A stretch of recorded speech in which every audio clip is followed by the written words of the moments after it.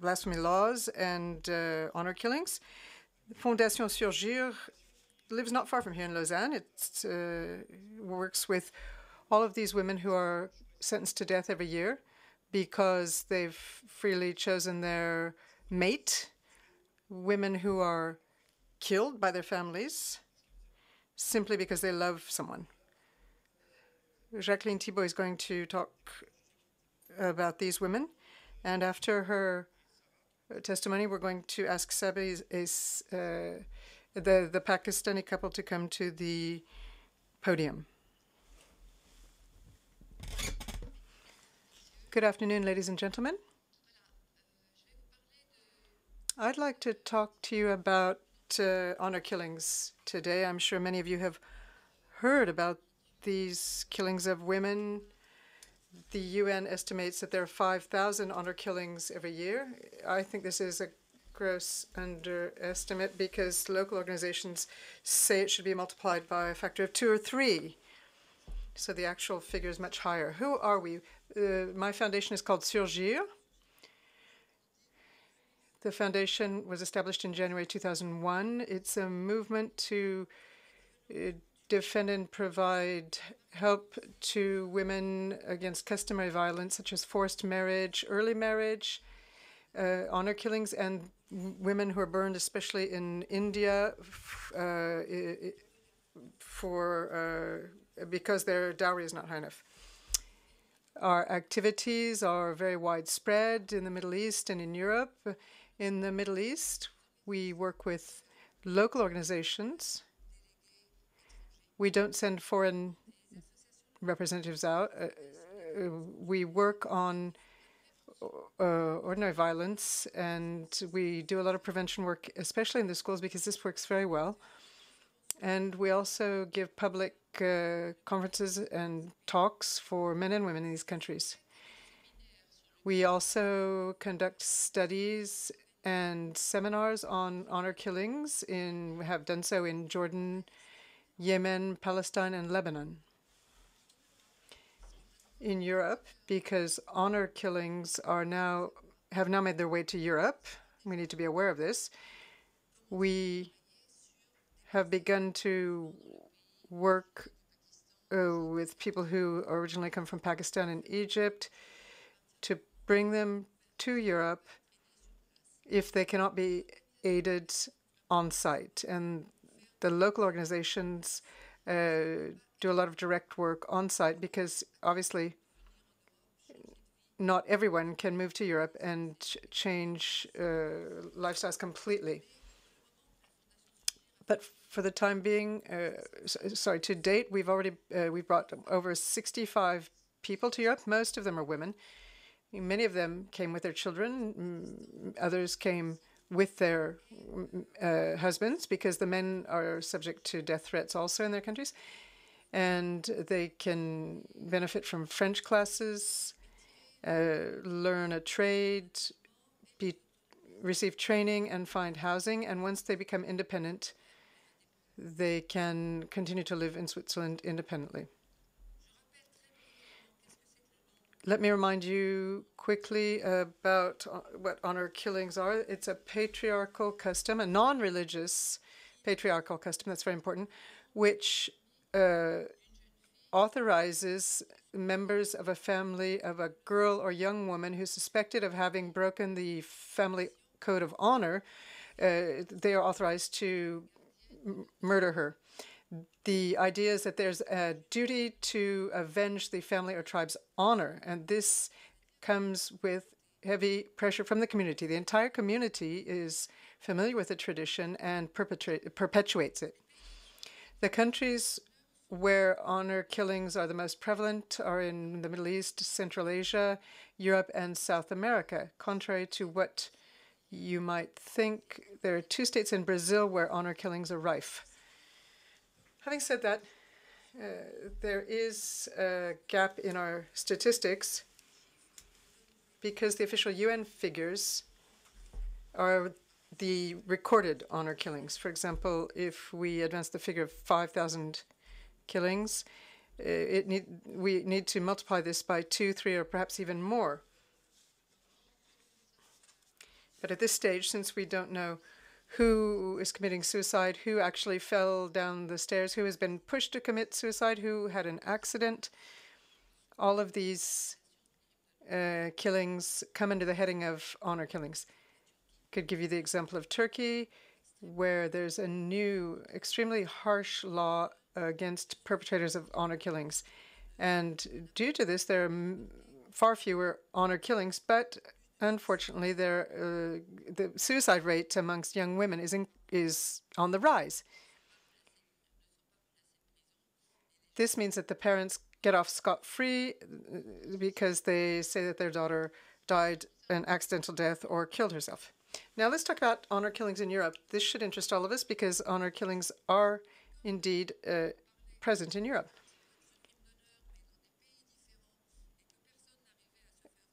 We realized that it was very difficult to grasp what honor killings were all about in Europe, and we decided to publish this little booklet which covers all the countries that we're working on in Europe. Let me just quickly mention a few of these countries, a few of the countries that are looking very closely at these issues. The booklet is mainly intended for politicians, civil society. It's sent to politicians in a variety of countries. It is published in Spanish, English, German, and French. And we have contacted all political bodies, and we also make presentations in the countries that I just named.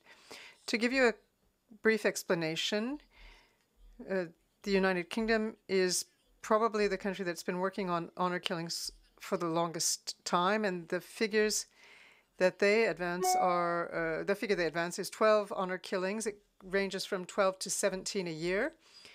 The source is the Metropolitan Police Service. The UK is one of the rare countries to have developed a detailed prevention and enforcement policy against honor killings. So the police have been specially trained to identify honor killings and honor crimes 10 years back. Now that they're familiar with these crimes, they are able to tell the difference between a common crime and an honor killing. The UK has a specialized police unit, a specialized unit on violence against women and girls, which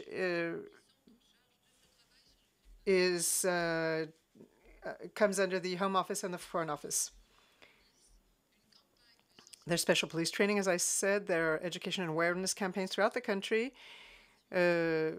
involving written material and training. And the police work with women's associations that are specialized in violence against women. In the UK, when a young immigrant girl is sent abroad for an indefinite period, her identity is registered, as is the destination address, if they can manage to get that address. If she has relatives remaining in the UK, the police remain in contact with them. And if the girl does not come back within 2 weeks or 3 weeks, the UK automatically alerts its embassy officials in the country where the girl is so that they can ensure that she's in good health. This is something which has been an established procedure for the last 5 or 6 years. This young girl is Banes Mahmoud. She was 20. She was a victim of an honor crime in the UK in 2006. Let's talk about Sweden now. Sweden has been doing extensive work on honor crimes for many years. The first conference took place in 2004, and since that time, Sweden has really opened a lot of shelters for women who've been victims of violence and has published an extensive volume on its work. There are 2 known cases of honor crimes, but there are many more that are not registered. We know that there is a much greater number, but until the corpse of the young woman has been found and recorded, they cannot be added to the statistics. And I forgot to tell you something which might be of interest to you. In Jordan, the forensic specialists see these corpses of young women killed because they were no longer virgins, and 80% of these young women were actually virgins, as it turns out, after the autopsy has been carried out. So they don't, the accusers don't even check to see whether the girl is actually a virgin or not. A rumor starts going around the village, and that's enough to set the entire village or the entire neighborhood off and make them decide that she's guilty and her family must avenge its honor. And it can only do that by shedding blood. 1 million euros were invested by the Swedish government between 2007 and 2010 to fight honor killings.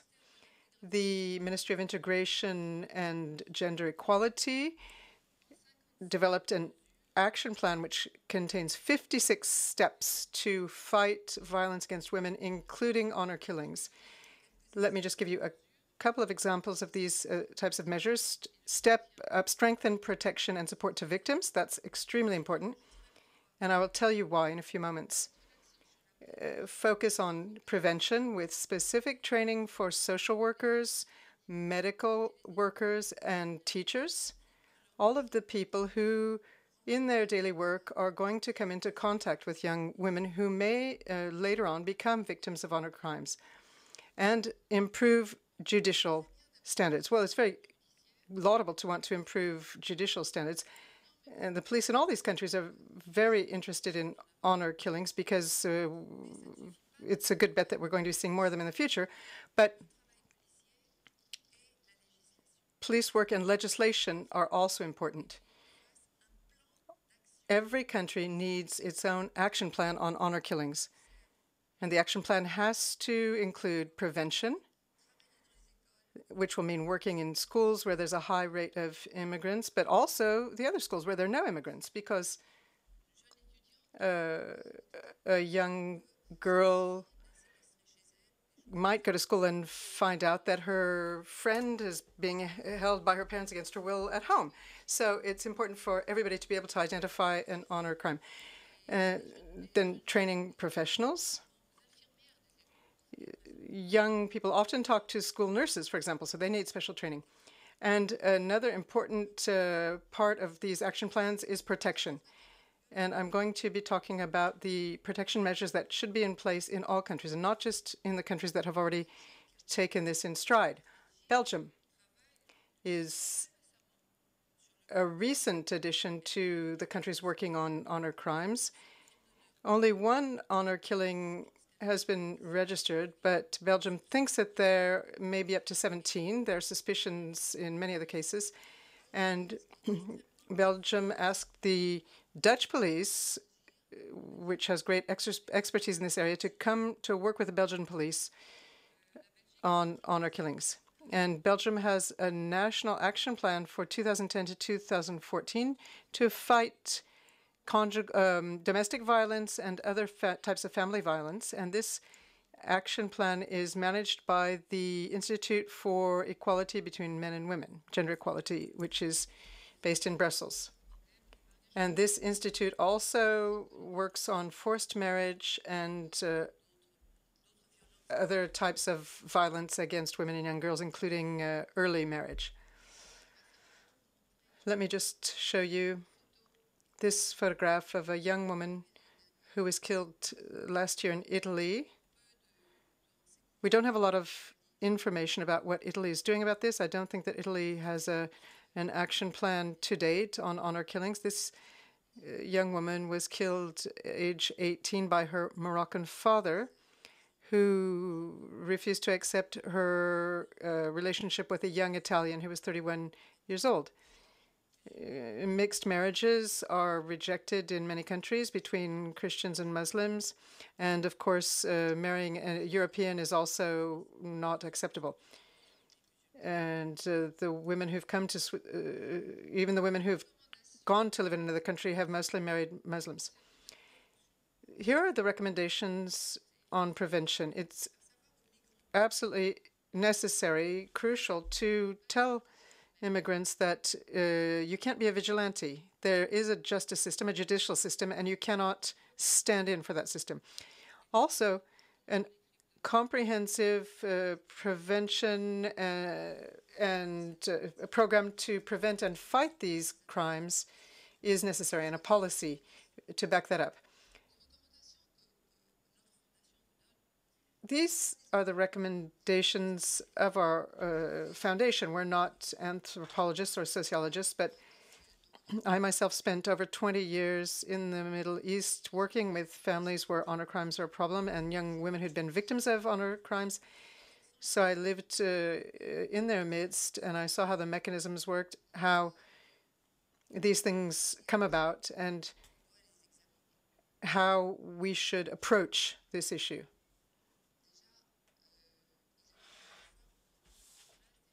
Sometimes we meet young women who've been threatened by with honor crimes who are underage, and we cannot always help them immediately or directly. We need to talk to the families. We need to engage in mediation with the families. This is extremely difficult. It's an extremely sensitive issue. It's very important to know how to talk to the families, not to step right in and say to them, well, we think there's a risk that you might kill your daughter.